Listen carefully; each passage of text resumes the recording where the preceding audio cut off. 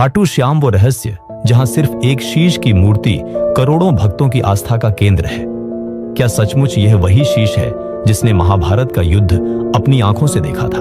क्या आपने कभी सोचा है कि राजस्थान की तपती रेत पर बसा एक छोटा सा गांव खाटू दुनिया भर के करोड़ों श्रद्धालुओं की आस्था का केंद्र कैसे बन गया? आखिर ऐसा क्या रहस्य है इस स्थान में कि लोग हजारों किलोमीटर दूर से सिर्फ एक झलक के लिए आते हैं, वो भी तब जब यहाँ की मूर्ति सिर्फ एक शीश है जिसमें ना शरीर है ना अंग प्रत्यंग, लेकिन फिर भी भक्त इसे जीवित देवता मानकर नतमस्तक हो जाते हैं।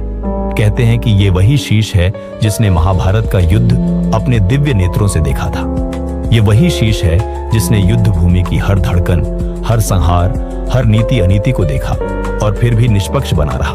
दोस्तों, क्या आपको लगता है कि सचमुच यह वही शीश है जिसने महाभारत का युद्ध देखा था? तो कमेंट में हाँ और ना लिखकर जरूर बताएं। यही शीश आज खाटू धाम में श्याम बाबा के रूप में विराजमान है, जिन्हें लोग हारे का सहारा कहते हैं। लेकिन सवाल यह उठता है कि कौन थे यह श्याम बाबा? क्यों इन्हें कृष्ण ने कलयुग का देवता घोषित किया? क्यों इनकी मूर्ति के आगे करोड़ों लोग नतमस्तक हो जाते हैं और यह मान लेते हैं कि उनकी हर मनोकामना पूरी होगी? क्या सचमुच इनमें कोई अलौकिक शक्ति है या यह सब केवल आस्था का खेल है? दोस्तों, अगर आप भी मानते हैं कि आस्था से बड़ी कोई शक्ति नहीं, तो कमेंट में जय श्री श्याम जरूर लिखें। दोस्तों, आज हम चलेंगे एक ऐसी अनसुनी यात्रा पर जहां इतिहास, आस्था, विज्ञान और रहस्य सब मिलकर एक हो जाते हैं। और इस गाथा की शुरुआत होती है महाभारत काल से, जब धर्म और अधर्म की जंग अपने चरम पर थी। हस्तिनापुर का राजमहल षड्यंत्रों का केंद्र बन चुका था। दुर्योधन का पांडवों के प्रति द्वेष इतना गहरा हो चुका था कि उसने उनकी हत्या करने के लिए लाक्षागृह का षड्यंत्र रचा, लेकिन भाग्य ने पांडवों को बचा लिया और वही षड्यंत्र उन्हें एक ऐसे मार्ग पर ले आया जहां नियति ने एक नए अध्याय की रचना की। जंगलों में भटकते हुए पांडवों की मुलाकात हुई हिडिंब और हिडिंबा से। हिडिंब नरभक्षी राक्षस था जिसने अपनी बहन को आदेश दिया कि पांडवों को मारकर भोजन तैयार करे, लेकिन जैसे ही हिडिंबा ने भीम को देखा, उसका हृदय प्रेम से भर गया। उसने अपने भाई के आदेश को ठुकरा दिया और भीम की रक्षा करने लगी। परिणाम स्वरूप भीम और हिडिंब के बीच भयंकर युद्ध हुआ, जिसमें हिडिंब मारा गया और हिडिंबा ने भीम से विवाह कर लिया। यह विवाह असामान्य था क्योंकि यह गंधर्व विवाह था और इसमें शर्त थी कि संतान होने के बाद भीम हिडिंबा को छोड़ देंगे। इस विवाह से उत्पन्न हुआ एक अद्भुत बालक घटोत्कच, जो अपने पिता की तरह बलशाली और पराक्रमी था। समय बीतता गया और घटोत्कच ने दैत्यराज मुरा की पुत्री अहिलावती से विवाह किया, जिससे एक पुत्र हुआ जिसका नाम बर्बरीक रखा गया। वही बर्बरीक जिसने आगे चलकर खाटू श्याम के रूप में अवतार लिया। बचपन से ही बर्बरीक असाधारण प्रतिभा का धनी था। उसकी आंखों में अद्भुत तेज और उसके हृदय में धर्म की लौ जलती रहती थी। उसकी माता अहिलावती ने उसे बचपन से ही यह वचन दिलवाया था कि वह सदैव हारे हुए पक्ष की ओर से युद्ध करेगा। यह वचन साधारण नहीं था, क्योंकि इसी वचन ने उसके जीवन का मार्ग बदल दिया। किशोर अवस्था में ही बर्बरीक ने भगवान शिव की कठोर तपस्या की। उसकी भक्ति से प्रसन्न होकर शिव ने उसे 3 अमोघ बाण प्रदान किए। ये 3 बाण साधारण बाण नहीं थे, इनकी शक्ति असीम थी। पहला बाण किसी भी लक्ष्य को चिन्हित कर देता था, दूसरा बाण उसे भेद देता था और तीसरा बाण सब कुछ नष्ट कर वापस लौट आता था। केवल 3 बाणों के बल पर बर्बरीक संपूर्ण पृथ्वी की सेनाओं का अंत कर सकता था। उसके पास असंख्य धनुष बाणों की आवश्यकता नहीं थी। उसकी शक्ति 3 बाणों में ही सिमटी थी और यही कारण था कि उसे 3 बाणधारी कहा गया। समय बीतता गया और जब महाभारत का महायुद्ध प्रारंभ हुआ, तो बर्बरीक का मन भी उसमें सम्मिलित होने को लालायित हो उठा। वह अपने घोड़े पर सवार होकर कुरुक्षेत्र की ओर निकल पड़ा, परंतु उसकी माता के दिए वचन ने उसे एक द्वंद्व में डाल दिया, क्योंकि उसने प्रण लिया था कि वह सदैव हारे हुए पक्ष का साथ देगा। लेकिन युद्ध में हर दिन परिस्थिति बदलती, कभी पांडव जीतते तो कभी कौरव। ऐसे में यदि वह युद्ध भूमि में उतरता तो युद्ध का संतुलन बिगड़ जाता।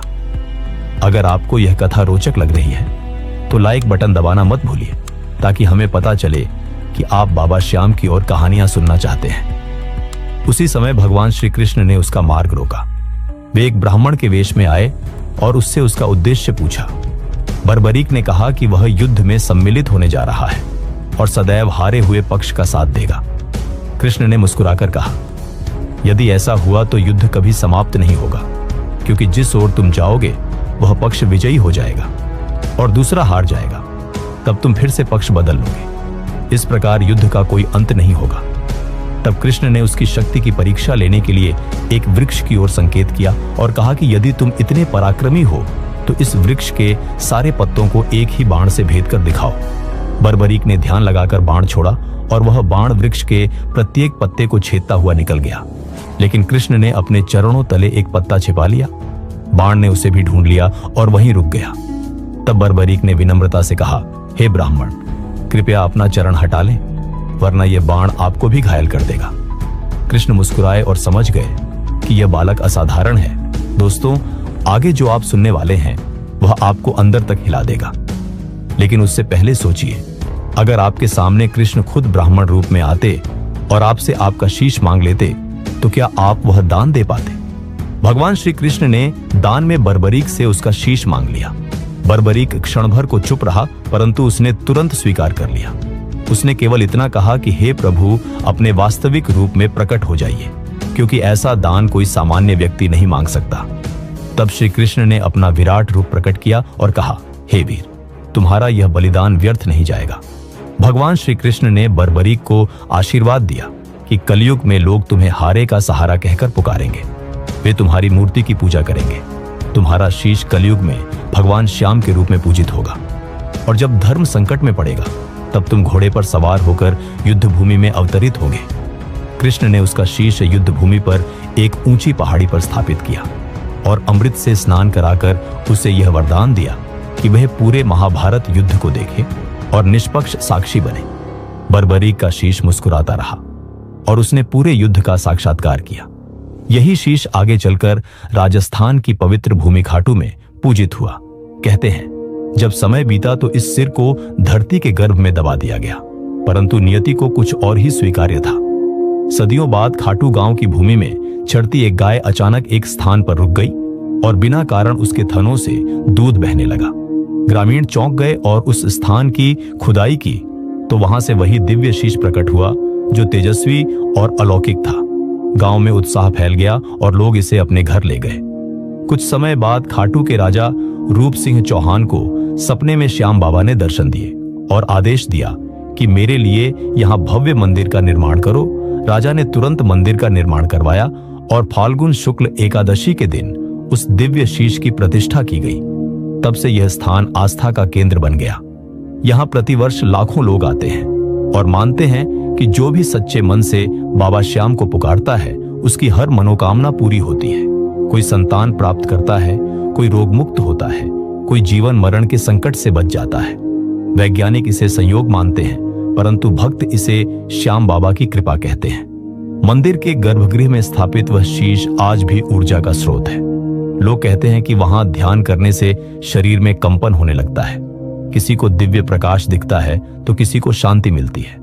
और यही कारण है कि बाबा श्याम को हारे का सहारा कहा जाता है, क्योंकि उनकी शरण में जाने वाला कभी खाली हाथ नहीं लौटता। वीडियो के इस हिस्से तक आपने सुना। अब बताइए, क्या आप भी खाटू धाम की यात्रा कर चुके हैं? अपना अनुभव कमेंट में जरूर साझा करें। मंदिर में स्थापित यह मूर्ति केवल पत्थर नहीं, बल्कि जीवंत प्रतीक है उस त्याग का जो बर्बरीक ने किया था, वह त्याग जिसने उसे भगवान बना दिया। कहते हैं कि मंदिर के भीतर कभी कभी हल्की सी घंटियों की ध्वनि सुनाई देती है, जबकि आसपास कोई नहीं होता। मंदिर से जुड़ा एक और बड़ा रहस्य है श्याम कुंड। कहते हैं जब बर्बरीक का शीश निकाला गया था तो उसी स्थान पर यह पवित्र कुंड प्रकट हुआ। इसका जल सदैव निर्मल और शीतल रहता है। किसी ने आज तक इसका स्रोत नहीं खोज पाया। वैज्ञानिकों ने भी जब इसकी जांच की तो उन्हें कोई धारा या स्रोत नहीं मिला, परंतु कुंड कभी सूखता नहीं। लोग मानते हैं कि इसमें डुबकी लगाने मात्र से जीवन के पाप मिट जाते हैं और आत्मा शुद्ध हो जाती है। हजारों भक्त फाल्गुन मेले में इस कुंड में स्नान करते हैं और फिर बाबा श्याम के दर्शन करते हैं। कहते हैं इस मेले के दौरान आकाश तक गूंज उठता है, हारे का सहारा बाबा श्याम हमारा। दोस्तों, सभी लोग कमेंट बॉक्स में हारे का सहारा बाबा श्याम हमारा लिखें, ताकि पूरा यूट्यूब बाबा श्याम के जयकारों से गूंज उठे। यह आस्था सीमाओं से परे है। यहाँ धर्म, जाति, भाषा कुछ मायने नहीं रखते, केवल भक्ति मायने रखती है। भक्त मानते हैं कि जो भी बाबा श्याम से सच्चे मन से कुछ मांगता है उसकी मनोकामना अवश्य पूरी होती है। यही कारण है कि यहाँ निशान यात्रा की परंपरा है। श्रद्धालु दूर दूर से पैदल चलते हुए हाथ में निशान लेकर आते हैं और मंदिर में चढ़ाते हैं। कहते हैं जब निशान चढ़ाया जाता है तो वह मनोकामना शीघ्र पूरी होती है। कई लोग अपने अनुभव बताते हैं कि उन्होंने बाबा से संतान सुख मांगा और निशान चढ़ाया तो उन्हें संतान प्राप्त हुई।